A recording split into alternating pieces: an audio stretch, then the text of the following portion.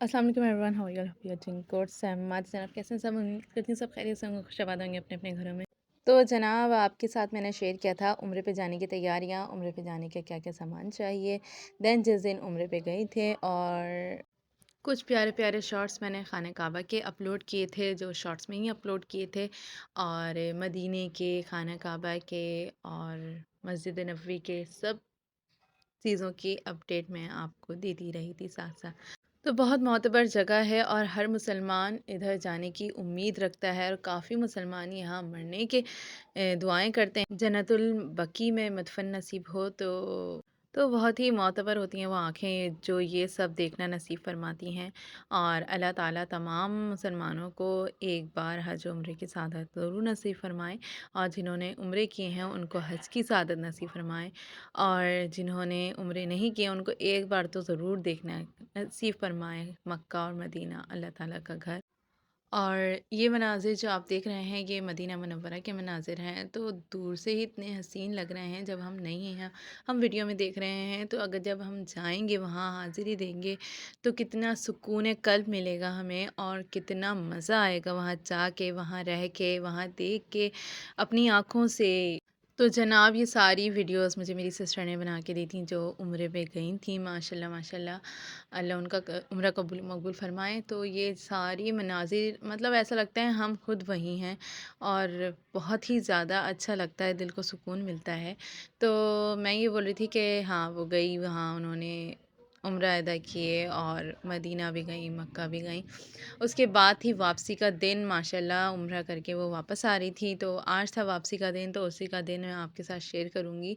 और सुना है जो जाता है वो वापस आने की बिल्कुल से ख्वाहिशमंद नहीं होता है कि हम वापस जाएं ऐसी पाक जगह से, लेकिन आना तो था। खैर मॉर्निंग फ़्लाइट थी, मॉर्निंग पर्सन नहीं हूँ मैं, लेकिन फिर भी उठ के रिसीव करने एयरपोर्ट पहुँच गए थे। और वहाँ बहुत सारे लोग आ रहे थे, यानी मोस्टली पीपल इस फ़्लाइट में थे उम्रे वाले।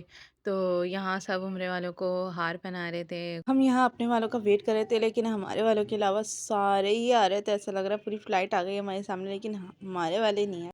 तो खैर हम वेट ही कर रहे थे और कर भी क्या सकते थे। तो जब वेट करते करते हमने देखा ये दो हस्बैंड एंड वाइफ भी इसी फ़्लाइट में आए थे और दोनों ही बेचारे व्हील चेयर पे थे और शायद उम्रा ही करके आए थे ये दोनों भी। तो जनाब ये लोग आ गए थे, अब हमारे वाले आ ही नहीं रहे थे। हम बोले अब आएँ अब आएँ। तो जनाब फाइनली जब आए ना, तो वो लोग इतने रश में आए तो अब बिल्कुल पीछे छुप गए थे।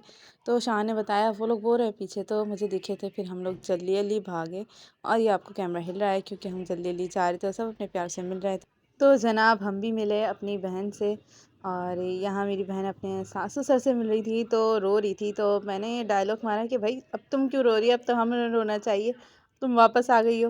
फिर मिली अपने फ़ादर से। तो जनाब कहीं पे भी चल जाए, लेकिन जो घर वालों की बात होती है ना, तो वो होती ही अलग है। तो घर वालों से मिलके थोड़ा थोड़ा रोना आ ही जाता है। तो जनाब रिसीव कर दिया था, सारा सामान गाड़ी में रखवा दिया था। उसके बाद बारी थी हमें अपनी गाड़ी में जाने की।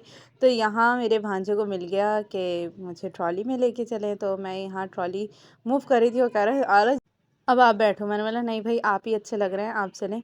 फिर हम पहुंच गए थे घर। घर आके थोड़ी सी मस्तियाँ की। ये बच्चे जादू बन के घूम रहे थे और सर्दियाँ आ गई हैं, सबने अपने अपने जैकेट्स निकाले हुए, तो बस ये जादू।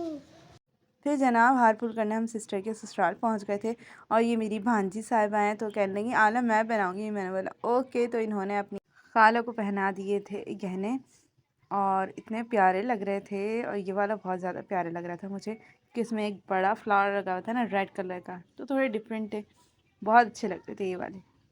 फिर जनाब मुझे दिख गई थी फ़िश अब्दुल बारी की। और अब्दुल बारी को तो आप लोग जानते हैं, जो पहले से मेरे ब्लॉग देखते हैं। वो मेरी सिस्टर के देवर का बेटा है, तो उन्होंने अपनी फ़िश रखी हुई थी। माशाल्लाह बहुत प्यारी और अट्रैक्टिव लग रही थी। लेकिन बैड न्यूज़ इज़ कि बच्चों ने नेक्स्ट डे ये बाउल तोड़ दिया, तो अब शायद दूसरा आया होगा। खैर मैंने अभी पता नहीं क्या क्या हुआ है, लेकिन ये बच्चों ने तोड़ दिया है। खैर ये सारा सामान मेरी सिस्टर का रखा हुआ है। बस हम मिले, बातें की और फिर हम लोग घर आ गए थे। घर आके बच्चे हमारा इंतज़ार कर रहे थे क्योंकि इनको लेके नहीं गए थे हम। तो इनके साथ थोड़े स्नैपचैट में मस्तियाँ की, क्योंकि ये लोग इतना तंग करते हैं ना, बस 24 घंटे या तो आप गोद में रखो या फिर खेलते रहो इनके साथ। तो जनाब यही था आज का वापसी का vlog. Hope you like, do like, share, subscribe. Thank you, अल्लाह हाफ़िज़।